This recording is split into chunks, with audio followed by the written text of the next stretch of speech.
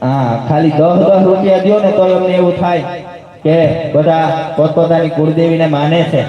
ખાલી 10 રૂપિયા દેહો તોય એક મહિના પૂરા જેટલું પુણ્ય છે. જો તમારી કુળદેવી આપ્યું હોય, તમારા ઈષ્ટદેવે આપ્યું હોય તો, અને આમાં કુળદેવી વિનાનું કોઈ હોય નહીં ભાઈ. હા, અમારે આ બાજુથી ભાઈ તરફથી આવે છે 500 રૂપિયા, રાકેશભાઈ તરફથી 500 રૂપિયા, અને અમારા મોજીલો ડાયરો બેઠો છે. જો કે નામ તો કોઈનું આપ્યું નથી, પણ એક કાકા છે બંડી વાળા, બાપાની બંડી જેમ બંડી પહેરી છે એમ કાકા એ બંડી પહેરી છે.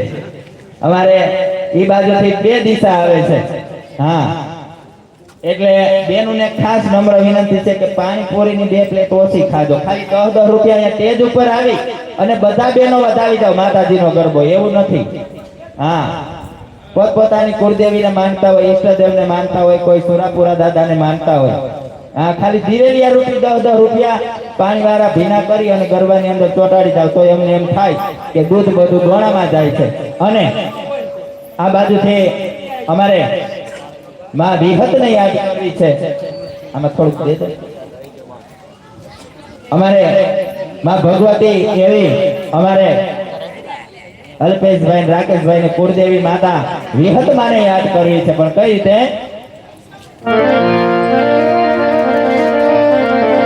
કે આ તો વિહત માનો દીવો